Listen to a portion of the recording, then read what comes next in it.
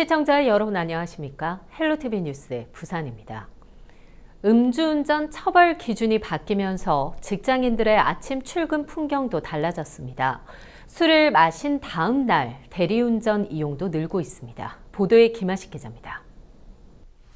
아침 출근길에 나서는 40대 직장인 정모 씨. 정 씨는 곧바로 차에 타지 않고 주차장에서 기다립니다. 예, 대기사님.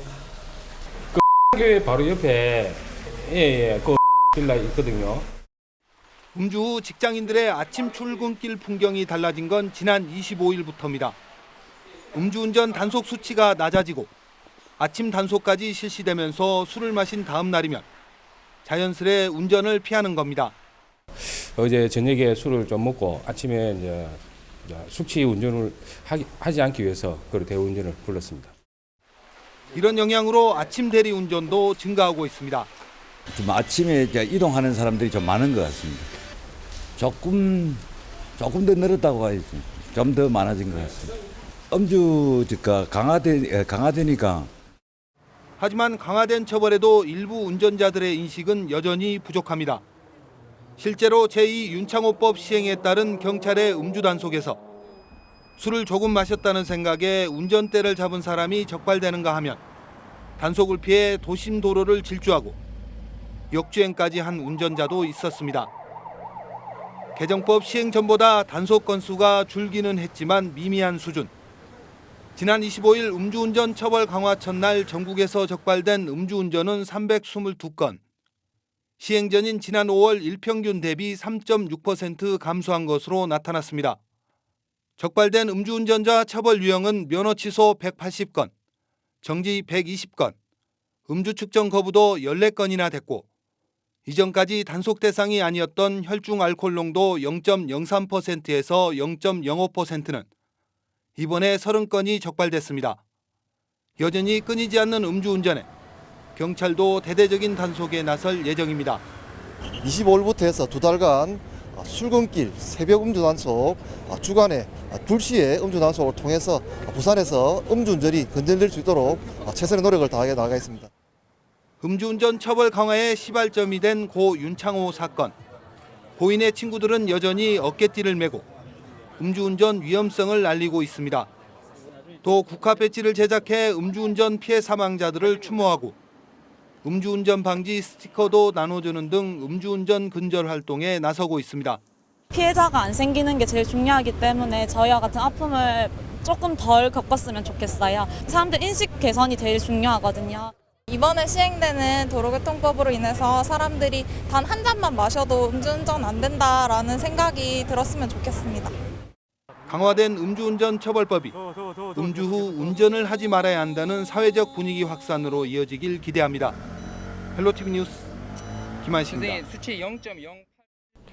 올 여름 장마가 시작됐습니다. 부산에서도 호우주의보가 발령되는 등 시설물 관리에 주의가 요구되는데요. 그런데 해운대 송정해수욕장에 위치한 죽도공원은 이미 안전이 우려되는 상황 속에 아무런 대책 없이 장마를 맞이하고 있습니다. 이미 때가 지난 후에 대책을 세우거나 후회해도 소용없다는 고사성어, 사후 약방문이란 말이 있죠. 이 현장이 여기에 해당되는지 판단해 보시죠. 현장 점검 360도 김현정 기자의 보도입니다. 해운대 관광명소에 이름을 올리고 있는 죽도공원. 이곳은 1990년대 초에 개발돼 공원 산책이 가능해졌습니다. 죽도 가장자리에는 해와 달을 맞이하는 송일정이 자리 잡고 있습니다. 송정해수욕장 끝자락에 위치한 죽도공원입니다. 이곳은 이렇게 바다와 소나무를 바라보면서 걸을 수 있는 산책로로 많은 분들이 찾는 해운대의 대표 관광명소인데요. 죽도공원 안의 모습은 굉장히 이렇게 휴식을 안겨주는데 외부의 모습은 딴판입니다. 부산방송에서는 죽도 지킴이로서 10년 동안 활동한 지역 주민과 토목공학 전공 교수와 함께 죽도공원 곳곳을 둘러봤습니다. 먼저 하단부 바위는 소나무 뿌리가 성장하며 곳곳에 균열이가 있었습니다. 심지어 20cm 이상 벌어져 사람 몸이 들어갈 정도로 균열이 심각하게 진행된 곳도 드러났습니다. 그 크랙이 가는 그 사이사이에 위에 작물인 그 소나무부터 각종 그 나무들이 뿌리가 들어가서 그 크랙이 지금 20cm, 30cm 벌어진 곳도 있고 체인이라도 쳐서 사람이 그 넘어가지 않게끔 그 이 슬라이딩이 일어나도 사람이 직접 그 피해가 되지 않게끔 어느 정도 그 경사도 하고 그 주변을 봐서 안전 거리에다가 체인을 설치를 해야 됩니다. 죽도공원 하단부를 따라 바닷가 쪽으로 가까이 가봤습니다. 석축을 쌓은 하단부에는 나무 뿌리가 훤히 들여다 보일 정도로 흙에 유실이 일어나 움푹 패여 있었습니다. 그 기초가 저렇게 무너지면은 따라서 무너지면서 저 석축 때문에 이 주변에 또 큰 피해가 2차, 3차 날 수 있거든요. 심지어 대형 소나무가 꺾여 부러진 채 방치돼 있는 위험천만한 상황도 목격됐습니다. 더 큰 문제는 바로 이 아찔한 암벽과 석축 하단부에 일광욕을 하거나 휴식을 취하는 관광객들을 쉽사리 만날 수 있다는 것입니다. 심지어 텐트를 치고 장시간 휴식을 즐기는 피서객들까지 있었습니다.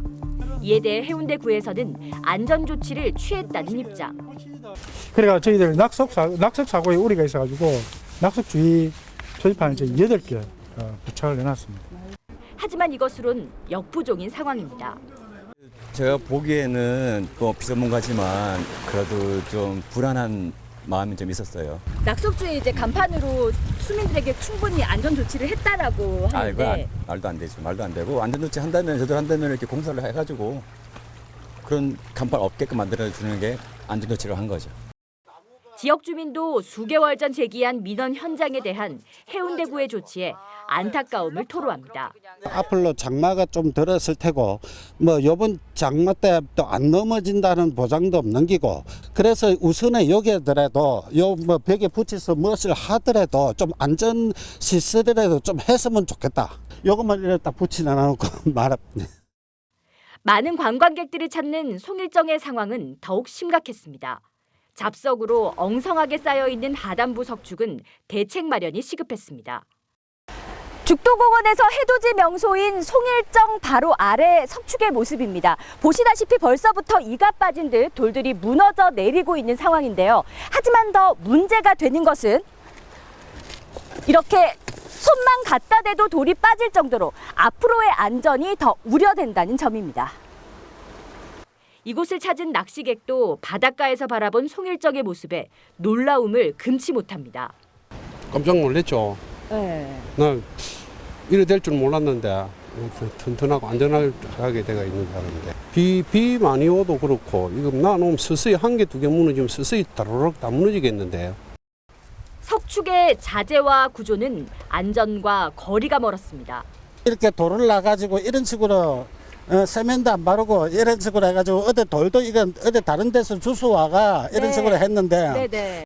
이거는 지금 그 소위 이런 부록이 있다든지 이 뭐 기초 이 건축 폐자재를 쌓았다든지 또는 일반 그 소위 뭐 잡석을 갖고 쌓았다든지 이런 거는 이 소위 뭐 응력을 받지를 못하기 때문에 이런 현상이 바로 생기는 거죠.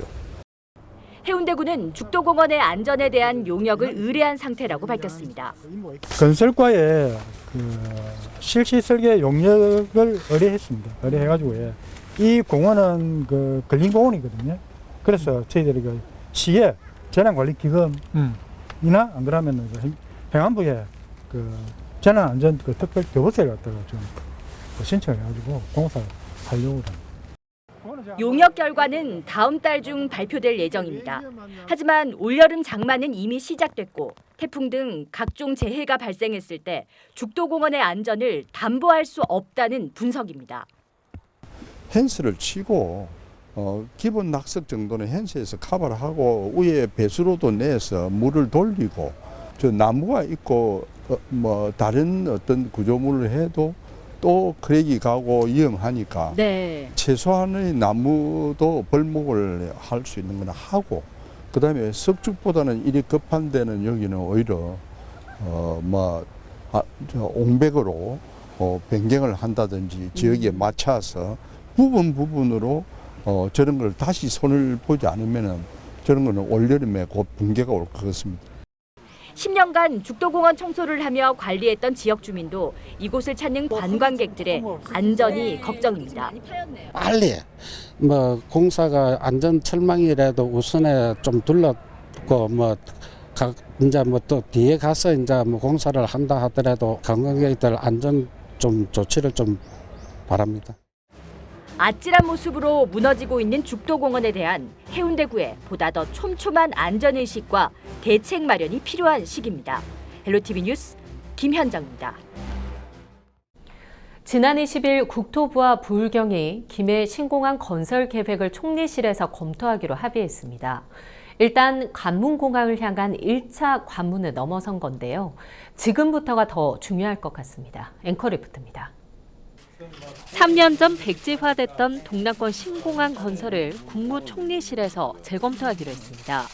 원래 계획대로 김해공항 확장안을 추진해온 국토부가 한 발 물러선 겁니다. 이 동남권의 관문공항 문제는 무엇보다도 중요하고 시급한 우리 800만이 국민들의 소망이기 때문에 이 부분에 대해서 빠른 시간 안에 좀 결론을 내고 하는 게 필요하다는 생각이 들었어요.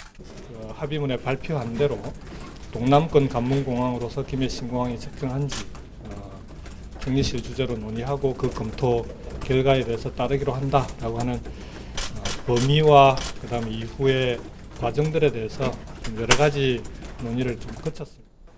동남권 관문공항의 재추진을 위한 1차 관문은 넘어선 것으로 보입니다. 하지만 국무총리실 검토가 기정사실화됐지만 그 과정이 쉽지만은 않습니다. 국토부가 기존 입장을 바꾸긴 했지만 그동안 신공항 계획 재검토에 대해 부정적이었던 만큼 검토 방법 등이나 논의 과정에서 어떤 갈등이 발생할지 알 수 없습니다. 또 대구 경북 자유한국당 지역 의원들은 정치 논리로 정책이 뒤집히는 것에 대해 강력하게 신공항 건설 재추진을 반발하고 나섰습니다. 대구 경북 쪽에서 지금 불편한 심기를 가지고 있으니까 그런 쪽을 조금 더 정폭시킬 우려가 있다고 보는데 내년 이제 선거 국면이기 때문에 특히 정치권에서 목소리를 많이 낼 수밖에 없지 않겠습니까? 부울경 지역 학계 등 전문가 집단은 그동안의 활동을 통해 재검토라는 결과를 이끌어낸 만큼 앞으로 국무총리실의 판단을 기다릴 계획입니다. 헬로티비 뉴스 차선영입니다.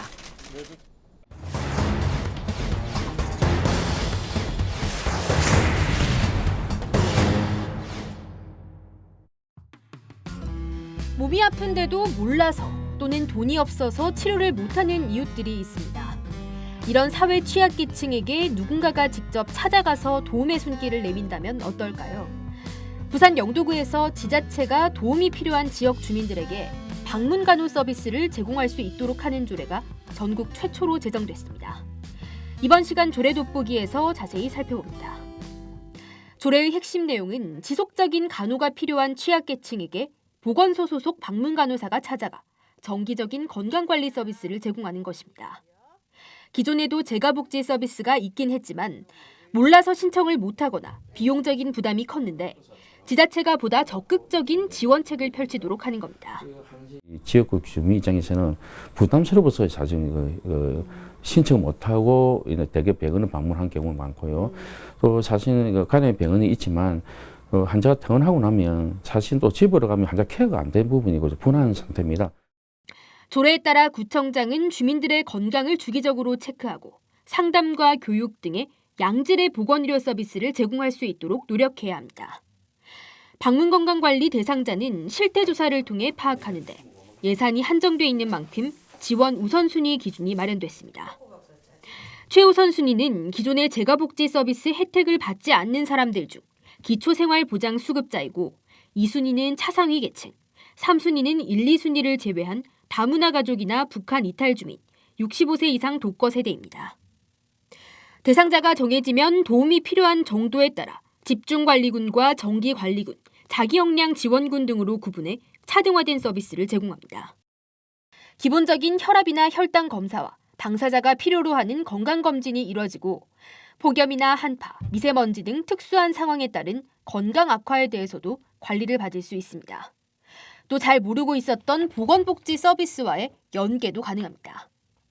제3자 입장에서는 경제적인 부담도 제감될 수 있고 또 심리적 안정이 될 수 있다고 생각합니다. 또 초래함뿐만 애인남에 중요하지 않고 사전에 애인남 고도사 예방도 가능하기 때문에 최근 정부에서는 돌봄이 필요한 사람들이 자신이 사는 집에서 다양한 서비스를 제공받을 수 있도록 하는 커뮤니티 케어 사업을 추진하고 있습니다. 이 때문에 재가 돌봄에 대한 관심이 커지고 있고 앞으로 관련 정책들은 더욱 확대될 전망입니다. 이번 조례는 지역 주민들이 보다 전문적이고 실질적인 방문 건강관리 서비스를 제공받을 수 있도록 하는 것에 더해 변화하는 흐름에 맞춰 지자체가 선도적으로 주민들의 요구사항을 파악하고 관련 인프라 정립 방안을 고민할 수 있도록 하는 계기가 될 것으로 보입니다.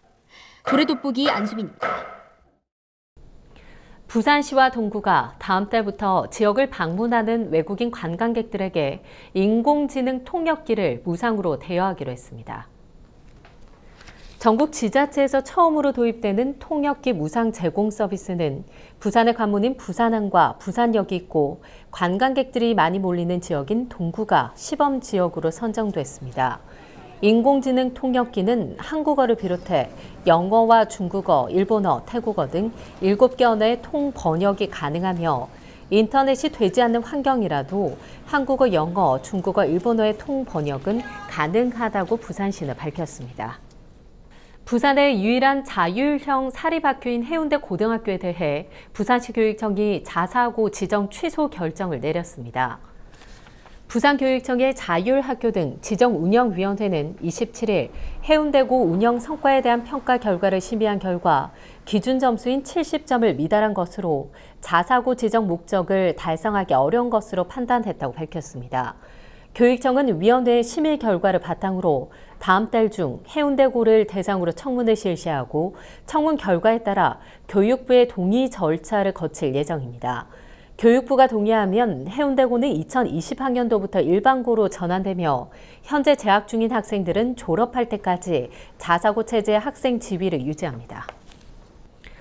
영화나 드라마에서도 강렬한 인상을 남기는 부산 사투리. 이 매체가 발달되고 점차 지역성이 약화되면서 이 부산 사투리도 사라지고 있는 실정입니다. 부산 사투리의 특징을 화면으로 만나보시죠.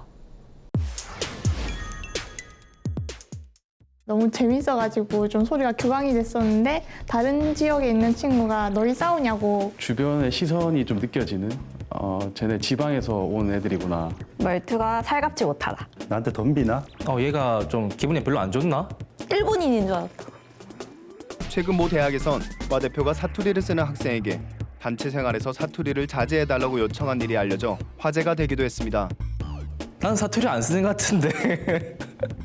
블루베리 스무디 7글자 단어를 읽어보도록 시켜봤습니다.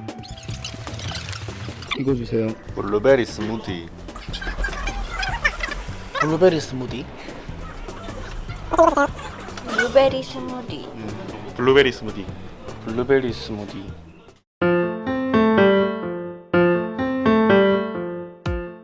특유의 억양 느껴지시나요? 블루베리 스무디. 블루베리 스무디. 블루베리 스무디. 블루베리 스무디. 블루베리 스무디.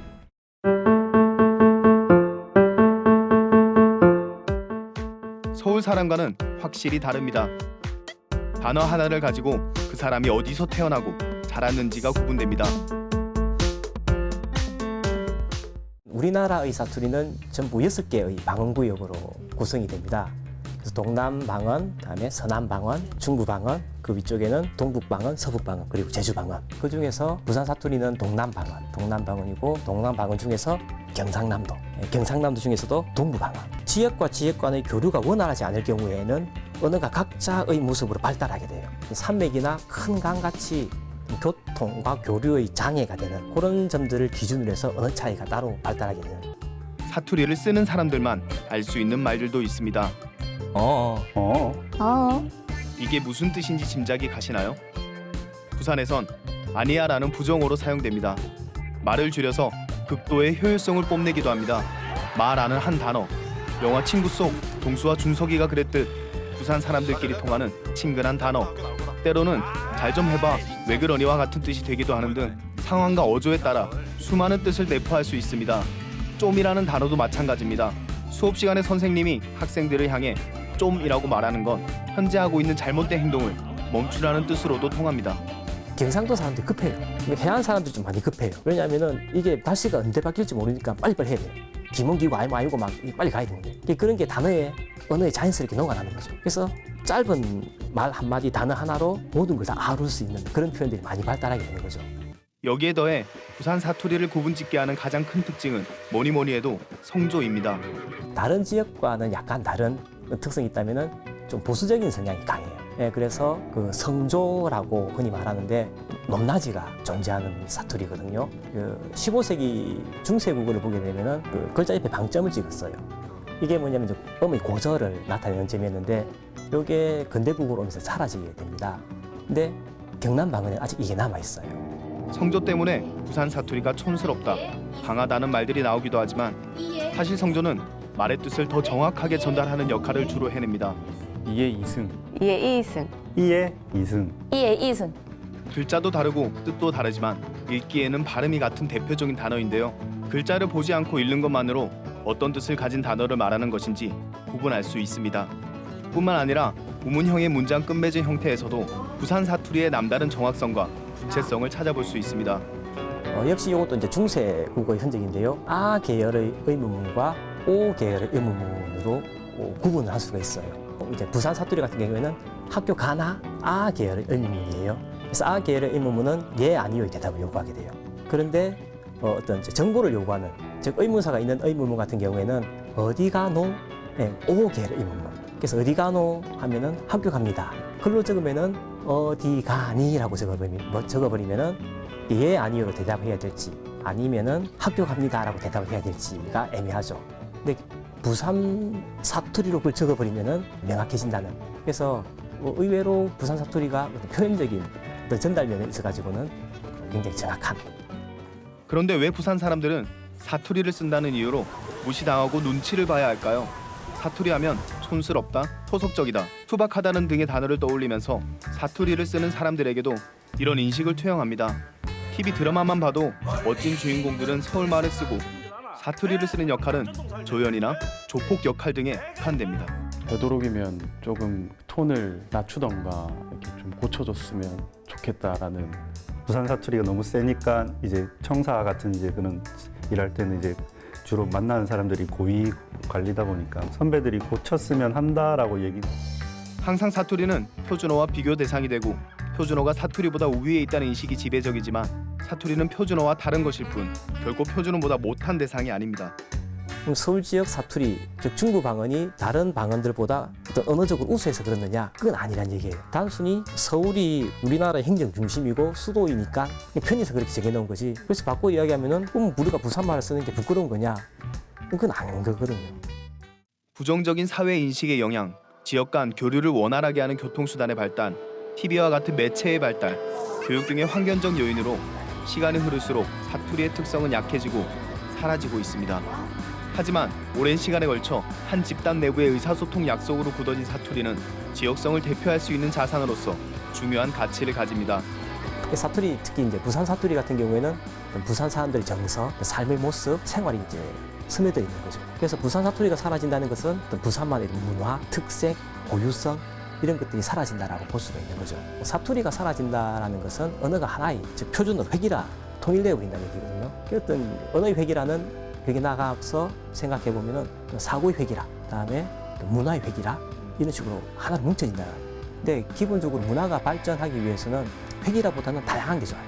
사투리가 보존되고 그것들의 어떤 서로 경쟁 속에서 더 어떤 새로운 발달된 그런 문화 이런 것들이 이제 발생할 수 있다는 생각합니다. 타지에서 같은 사투리를 쓰는 사람을 만나면 괜한 반가움을 느끼기도 하고 사투리를 쓰는 사람들끼리만 통하는 묘한 동질감도 있습니다. 남들이 볼 때는 유난히 거칠고 촌스럽다고도 할 수 있지만 그것은 잘못된 것이 아니라 다른 것일 뿐. 변화하는 환경 속에 사투리가 사라져가는 건 막을 수는 없지만 사투리의 가치를 기억하기 위한 노력은 필요하지 않을까요? 우리 지역의 이슈 콕 짚어봅니다. 헬로 이슈 토크. 이슈 토크입니다. 부산시가 부산의 유일 동물원 더파크에 대한 매수 작업에 본격 착수했습니다. 부산은 최초의 공영 동물원을 가지게 된 셈인데요. 하지만 일각에서는 시가 무리하게 매수를 추진하고 있다고 해서 논란이 일고 있습니다. 오늘 이슈토크에서는 향후 부산시가 운영할 더파크 동물원의 논란과 과제에 대해서 짚어보겠습니다. 부산시의회 이현 의원, 동아대학교 조경학과 김영하 교수와 함께합니다. 안녕하십니까? 안녕하십니까? 네, 안녕하세요. 반갑습니다. 일단 이 말 많고 탈 많았던 이 더파크 동물원을 부산시가 직접 운영할 것으로 보입니다. 어떻게 해서 이런 결론이 좀 나게 됐는지 설명을 부탁드립니다. 우선 가장 큰 역할을 한 것이 이제 더파크 사업 정상화를 위한 협약서가 되겠는데요. 저번에 또 같은 주제로 또 이슈 토크에서 한번 다뤘던 적이 있는 걸로 알고 있습니다. 저도 그때 출연을 했었는데 그때 이제 최대 500억 원으로 부산시가 이게 인수를 해야 되는 그런 조건 사항이 있어가지고 그 부분이 정말 역할을 했다고 볼 수 있고, 사실 2017년에 이런 한 차례 요구가 있었는데 시에서 협상을 통해서 3년을 유예를 시킨 상황이잖아요. 이제 문제는 2020년에 도래하는 게 문제인 건데 네. 지금 KB 부동산 신탁에서 지금 관리를 하고 있습니다. 근데 다시 매수 요청이 들어와가지고 시에서 긴밀하게 역할을 하고 있는 것으로 알고 있고, 제가 또 어제 자료 요청을 해가지고 시에 확인을 해보니까 이제 2019년 4월부터 6월까지 이제 사건 제출 요청을 했더라고요. 네. 사건 이 부분들이 협약서에 들어가 있는 부분인데 사건 설정이 없어야 되는 또 내용이 6조에 있어요. 네. 그래서 그 부분은 지금 시에서 이제 확인을 하고 있고 절차를 좀 진행 중인 그런 상황에 있습니다. 네, 뭐 2012년도에 부산시가 매수 청구 협약을 체결한 이유가 뭔가요? 당시 2000년대 초반에 부산에서 이제 그 공영 동물원이 하나 제대로 없다라는 논란이 있었습니다. 네. 그래서 직영하는 동물원을 하나 설립하기 위해서 2004년도에 부산시 부산발전연구원에서 동물원 설립 용역을 실시를 했습니다. 그래서 후보지를 가지고 실제적으로 에버랜드가 운영하고 있는 사파리 같은 동물원을 부산시에도 하나 만들어 보자라는 네. 취지가 컸습니다. 그래서 근데 실제적으로 후보지가 기장으로 선정이 되고 그 비용이 막대하다 보니까 부산시 예산만으로서 그것들을 설립하고 그 만들어가기가 너무 힘이 들었던 부분이 있습니다. 그래서 현재 그 성지고 수원지에 있던 기존 동물원들을 조금 더 활용하자라고 한 결정이 있습니다. 그래서 실제적으로 2004년도에 민간 사업자 더파크가 지정이 되어서 사업을 실시를 했는데 네. 실질적으로 2006년에 들어가자마자 시공사가 워크아웃이 되면서 이 부분들을 해결하기 위해서 2012년도에 동물원을 건설하는 회사가 아닌 주택을 건설하던 삼정 기업이 시공사로 끌고 들어오면서 이제 이런 부분들이 발생을 하게 되었다고 저는 알고 있습니다. 예, 말씀을 좀 잘 해주셨는데 매수 비용이 최소 500억 원이라고 하는데 좀 예산은 어떻게 확보가 될 예정인지 궁금하네요. 최소 500억 원이라고 하기보다는 이제 좀 나눠서 좀 생각을 해봐야 될 것 같아요. 예. 그러니까 동물원 같은 경우에는 최대 500억 원이고 이제 지금 주차장 부지가 지금 문제가 되고 있거든요. 그 부분도 같이 용역에 들어간 상태에 있는데 주차장이 이제 최대 86억 원입니다. 네. 그래서 동물원 최대 500억 원과 주차장 최대 86억 원이니까 최대로 치면은 586억 원까지 될 수는 있겠죠. 네. 근데 이제 시에서는 주차장 같은 경우에는 86억 원에 상당히 못 미칠 것 같다라는 의견을 제시를 하고 있고 동물원 같은 경우에도 500억 원에 최대한 좀 안 되도록 노력을 하겠다는 그런 의견은 개진을 하고 있습니다. 네. 근데 이제 이런 거를 집행하는 과정에 있어서 예산 확보에 대한 노력도 필요한데 그런 거는 당연히 의회 승인이 있어야 되는 거니까 네. 이제 의회 공유재산 관리 계획 같은 걸 의결을 준비를 하고 있고 그 다음에 또 이제 재정 여건을 좀 고려를 해가지고 3년 혹은 5년 이상으로 균등으로 이제 분할해서 상환하는 그런 방안들을 조금 찾고 있는 것으로 알고 있습니다. 예, 현재 이 더파크 동물원의 관람객 수는 어느 정도 됩니까? 현재 지금 통계 수치로 나와 있는 거는 2018년에 한 52만 정도 되어 있는데 네. 실질적으로 이 더파크가 2014년도에 개장하자마자 저희 부산 시민들한테는 첫 동물이다 보니까 많은 인원들이 갔는데 실질적으로 그 당시가 한 50만 정도 됩니다. 예. 근데 실질적으로 50만이 갔는데 이 동물이라는 거는 테마파크의 성격이 되게 강합니다. 그러다 보니까 두 번 가고 싶거나 한번 그 테마적인 비일상을 내가 한 번 더 누리고 싶은 욕구가 생기지 않으면은 이용객을 확보를 못 합니다. 그런데 그 다음에 되니까 바로 30만 정도로 떨어지게 되었습니다.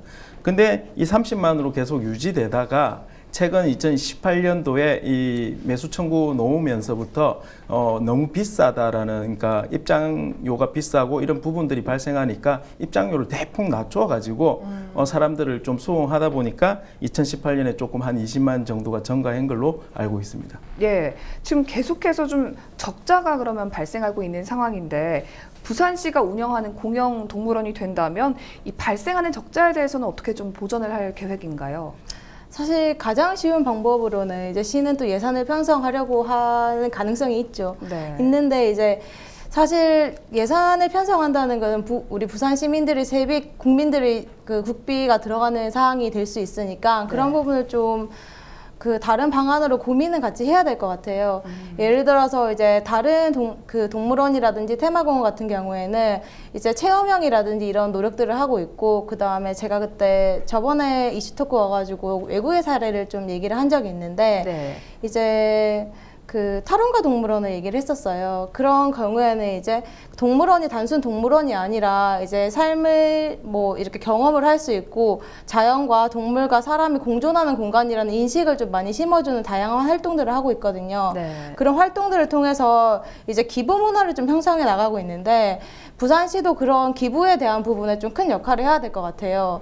예를 들어서 기업 같은 경우에도 기업에서 이제 특정 동물을 후원한다든지 아니면 기업에서 뭔가 기부를 할 수 있는 문화랑 그런 생태계를 만들어 나가는 것도 중요하지만 또 일반 시민들이 이제 작은 기부를 통해서 본인들도 참여하고 이렇게 되면은 좀 전에 교수님께서 말씀하셨듯이 재방문에 대한 의사도 좀 높아질 수가 있거든요. 그런 부분을 좀 더 다각도로 검토를 해가지고 좀 더 의미 있는 동물원을 만들어 나가면은 굳이 이제 시 재정이나 이제 국비를 확보하려는 노력을 조금 줄이더라도 의미 있는 그런 동물원이 될 수 있지 않을까 하는 생각을 하고 있습니다. 예, 지난해 7월이었죠. 네. 부산시가 추진한 더파크 동물원 용역 중간 보고회가 열렸는데요. 이 동물원 활성화 방안에는 어떤 의견들이 좀 나왔습니까? 동물원 그 용역을 하면서 그 7월에 그 중간 보고가 아니고 공청회를 저희들이 개최를 했습니다. 네, 실제 저희 용역을 수행하는 입장에서 제가 한 말씀 드리면 당시에 이 더파크 동물원이 민간에서 운영하다 보니까 실제적으로 정보 공개가 되게 안 됐습니다. 실제 동물종이 어느 정도 있는지도 모르고, 그리고 실제적으로 그런 동물 자산의 가치에 대해서 우리가 모르고 있었습니다. 그래서 더파크 용역 당시에 가장 주안점을 뒀던 것들은 이 동물원의 이 동물 자산의 가치가 도대체 얼마나 있을까. 동물원의 운영에 있어서는 동물의 자산 가치가 가장 중요하게 여겨지는데 우리가 그 현황을 못 보았던 부분들에 대해서 어느 정도 현황을 다 체크를 했다라는 것들이 크고요. 그 다음에 이 동물사들이 실제적으로 지금 저희들이 시행하고 있는 동물원법에 의해서 그 규정을 맞추고 있는지에 대해서도 조금 검토가 들어갔습니다. 그래서 재배치를 해야 된다라는 것들도 알 수가 있었고요. 실제적으로 현황 조사를 하면서 건물들은 되게 많은데 미활용되고 있는 건물들이 되게 많았습니다. 그래서 그러한 부분들을 재활용되는 부분들을 어떻게 활용할 것인가라는 것들을 되게 고민을 많이 했습니다. 그리고 실제적으로 이 용역을 하면서 이 부지에 동물원을 가져갈지 아니면 아까 말씀하셨던 500억이라는 예산이 있는데 매수하는 금액을 가지고 다른 부지에 할 곳이 있는지에 대해서도 조금 검토를 했는데 부산시 입장에서 보면은 지금 부산에 있는 동부산이라든지 서부산권에 다 개발 계획이 다 수립이 되어 있다 보니까 여의치 않는 부지들을 확인을 할 수 있었습니다. 그래서 현행 동물원 부지 내에서 지금 동물원을 공영 동물원을 가져가야 된다고 한다면은 저희들은 용역을 하면서 그랬습니다. 지금 동물복지라든지 종보전 이런 부분들 굉장히 논란이 되고 이슈가 되고 있는데 정말로 이 작은 공간에서 동물 종보전을 할 수 있는 기관으로서의 동물원을 가져갈 수 있느냐 했을 때 저희들 용역하는 입장에서는 그 부분은 좀 버리는 게 낫겠다. 기존에 있는 이 더파크가 가지고 있는 자산 중에 하나의 숲자원을 활용하고 교육 중심의 동물원을 가져가야 된다라는 데 크게 이 용역의 이슈를 맞췄습니다. 그러다 보니까 제일 문제점이 이제 접근성인데 이 경사 지형 때문에 되게 힘든 부분이 있습니다. 그래서 이 주 진입구 진입하는 부분, 지금 동물원 가시면 한 15분 걸어야지 동물을 볼까 말까 하는 구조를 가지고 있습니다. 그래서 예. 그 부분에 해소가 시급하다. 그다음에 실제적으로 이 대표종이 없다라는 이 많은 그 자문위원님들께서 말씀하셨던 부산 동물원 하면 이 동물 쉽게 말해서 동경에 가면 동경에 있는 우에노 동물원 보면 팬더 있습니다. 네. 그래서 실제적으로 일본에서 받은 팬더가 하나의 상징성을 가지고 있거든요. 그래서 부산시도 그런 동물 대표 동물종에 대한 전략종을 가지고 가야 된다라는 부분들에 대한 지적들도 되게 많았던 걸로 알고 있습니다. 네, 사실은 이 더 파크 동물원은 뭐 시작부터 인가 문제와 뭐 설계 비리 문제 등으로 좀 문제가 많았던 것으로 알고 네. 있습니다. 뭐 관련해서 어떤 내용들이 좀 있었나요? 사실 이런 문제점들이 계속 제기가 되었던 게 부산시의회 측면에서도 다양하게 제기를 해왔고, 그다음에 국감까지 갔었습니다. 네. 국정감사를 갔었고, 그다음에 이제 뭐 시민단체에도 막 산림훼손이라든지 뭐 불법 건축물 같은 거에 이제 그런 거에 문제 제기를 한 그런 것들도 있어요. 좀 사례를 짚어보면은 문체부로부터 국민관광시설 건설 목록으로 국비 100억 원을 이제 지원받았는데 공정을 좀 부풀려가지고 26억 원을 횡령한 사실이 있었고, 그다음에 광고 대행사로부터 또 12억 원을 계약 체결했었는데 그다음에 7억 3천만 원을 돌려받았어요. 근데 그래서 5억 8천만 원. 조경 사업에서 이제 공사 보증금으로 5억 원 중에 4억 2천만 원을 개인 빚 갚는 데 사용을 하고, 그 외에도 이제 공무원들 로비라든지 이런 의혹들이 계속 제기가 되어 왔거든요. 예. 이런 문제들이 있는데도 불구하고 이런 상황이 진행된 거에 대해서 정말 다양한 분들이 문제 제기를 하고 있고, 그리고 좋은 말씀 아까 해주셨는데 이제 동물이라든지 동물사에 대한 부분도 있겠지만 이제 재무적인 부분도 저희가 이제 행감을 하고 이제 여러 가지를 하면서 재무제표라든지 이런 재무사항들, 그리고 정말 이 건축물이라든지 이런 게 이 비용이 건술된 거 맞냐, 사업비 시공비가 괜찮았냐라는 것을 모니터링을 하고 싶었는데, 이게 그 시의 그 운영권이 있는 것이 아니다 보니까 네. 제출을 받지 못하고 이런 사례들이 있었거든요. 근데 이렇게 하다 보면은 나중에 그 500억 원에 대한 평가를 할 때도 또 그 투명성에 대한 의혹이 생길 가능성도 좀 있는 것 같아요. 그래서 그런 부분에 대해서도 좀 더 잘 모니터링하는 것도 우리의 역할이라고 생각을 하고, 또 교육 얘기를 하셨었는데 교육 부분에서도 저도 고민을 많이 하고 있거든요. 네. 그래서 정말 의미 있는 곳이 될 수 있도록 시도 같이 노력을 해야 된다는 그런 생각을 가지고 있습니다. 예. 근데 사실 이 좀 수익성이 불확실하지 않습니까? 이 네. 동물원이라는 것이. 이런 수익성이 불확실한 동물원에 500억이라는 거금을 들여서 부산시가 꼭 이 동물원을 사야 하는 것인가에 대한 의문을 가지는 분들이 있습니다. 더 파크 동물원을 부산시가 꼭 인수해야 하는 이유가 있습니까? 그 협약서 때문이죠. 아. 처음에 말씀드린 것처럼 그 네. 협약서에 명시가 되어 있기 때문에 부산시는 요청을 받으면 매수를 해야 되는 그런 상황이 있었거든요. 그래서 2017년도에 그런 요청이 왔을 때 협상을 좀 해가지고 3년 동안 유예를 한 거예요. 네. 그래서 이제 2020년 4월이 되면, 그러니까 내년 4월이죠. 되면은 이제 우리가 매수를 해야 되는 상황이 있기 때문에 그 협약서 내용 때문에 그럴 수밖에 없고, 부산시가 그거 법률 검토를 안 한 건 아닙니다. 그래서 어떤 법률 검토를 했었냐라고 제가 질의를 했더니 이제 자문 변호사가 부산시에 있거든요. 네. 그래서 6분한테 이제 6곳에 이제 자문 변호를 했는데 5곳에서는 이제 그 의무가 있음, 그 한 곳만 의무가 없다고 이렇게 결론이 났었어요.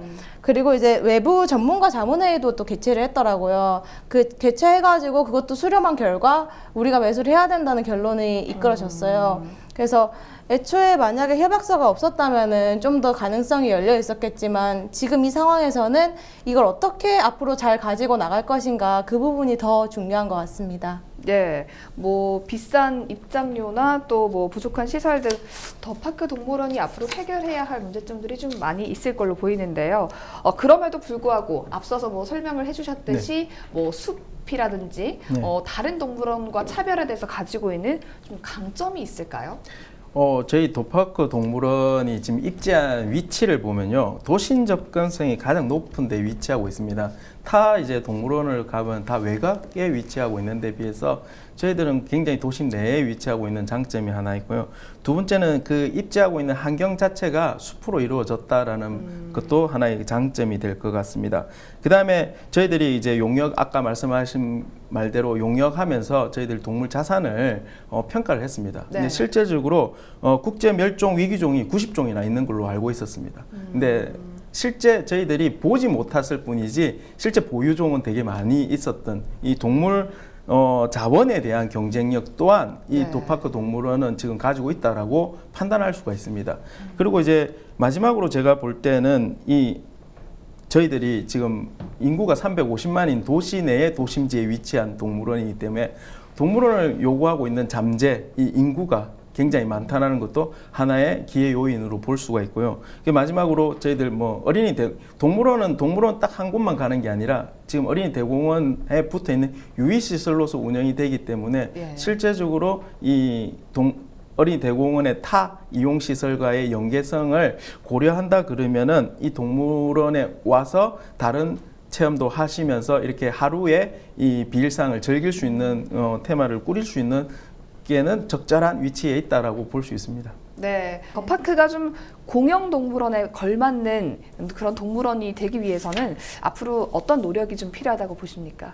일단 저는 이제 시도 그렇고 그다음에 의회도 그렇고 시민들도 그렇고 각각의 역할을 좀 열심히 해야 될 것 같은데요. 시 같은 경우에는 교수님도 계속 동물에 대한 말씀을 계속 하셨는데 동물에 대한 이해도랑 인식이 좀 전환이 돼야 될 것 같아요.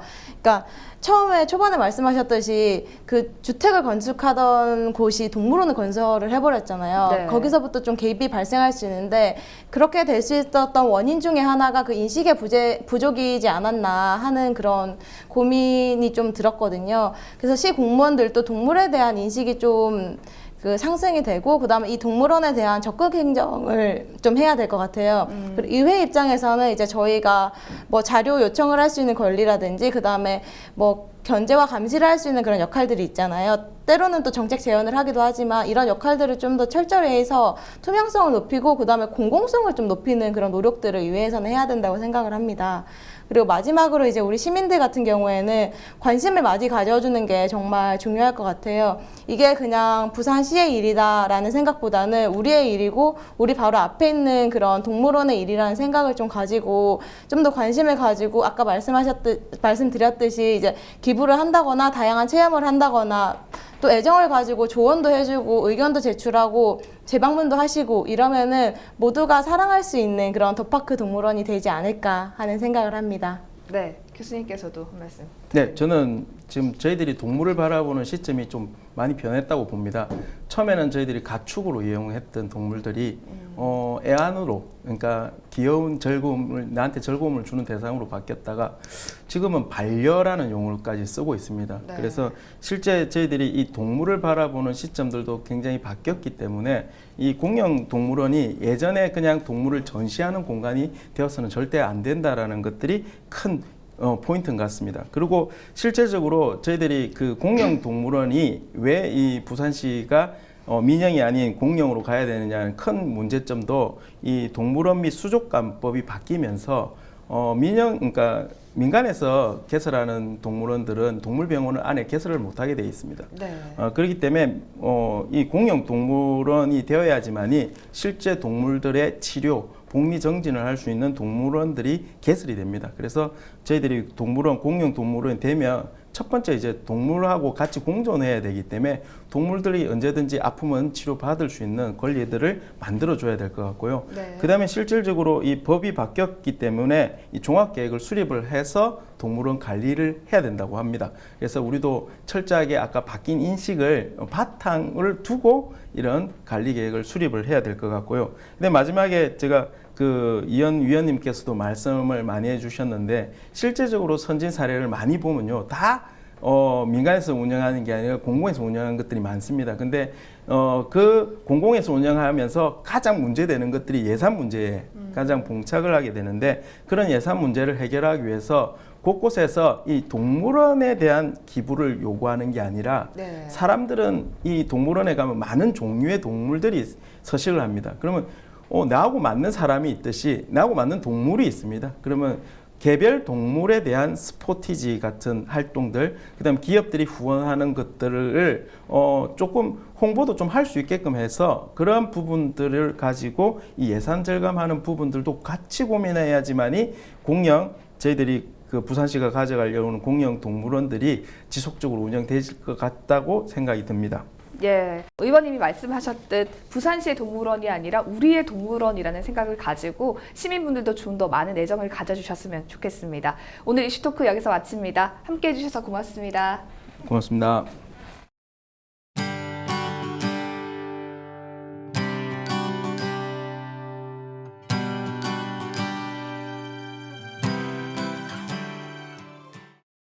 이상으로 뉴스를 마칩니다. 저희는 언제나 지역 주민 여러분 곁에 있겠습니다. 고맙습니다.